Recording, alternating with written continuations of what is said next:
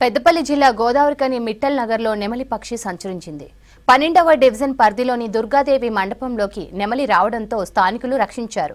వెంటనే దానిని అటవీ అధికారులకు అప్పగించారు. జనావాసాల్లోకి వచ్చిన నెమలిని సురక్షితంగా అటవీ ప్రాంతంలో వదిలిపెడతామని చెప్పారు ఫారెస్ట్ ఆఫీసర్.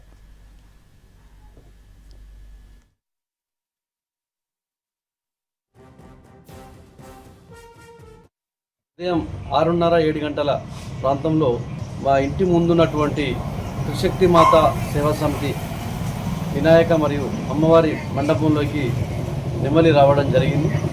దాన్ని చూసినటువంటి మా స్థానిక పెద్ద మనుషులు కోశం కావచ్చు, సారణ కావచ్చు, అదేవిధంగా మిగతా బస్తీవాసులందరూ కలిసి దాన్ని భద్రంగా ఆ వినాయక మండపంలోనే ఉంచడం జరిగింది. 100 కాల్ చేయడం జరిగింది. ఫారెస్ట్ డిపార్ట్మెంట్ సంబంధించినటువంటి వారికి కాల్ చేయడం జరిగింది. వారు ఒక నంబర్ ఇస్తే వారు కూడా ఇంకా ఎవరు ఇక్కడికి రావడం లేదు. చెట్లన్నీ నరికివేయడంతో జనావాసాల్లోకి కోతులు కావచ్చు, అదేవిధంగా నెమలి లాంటి కూడా జాతీయ పక్షి లాంటి నెమలి కూడా మన ఇళ్లలోకి రావడం జరుగుతూ ఉన్నది.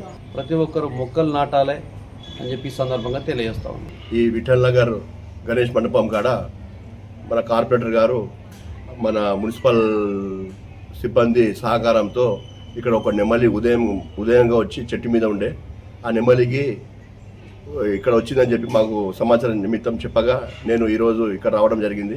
ఈ నెమలికి హ్యాండ్ ఓవర్ చేసుకొని దీనికి అటవీ ప్రాంతంలో వదిలిపెడతానని చెప్పి చెప్తున్నాను.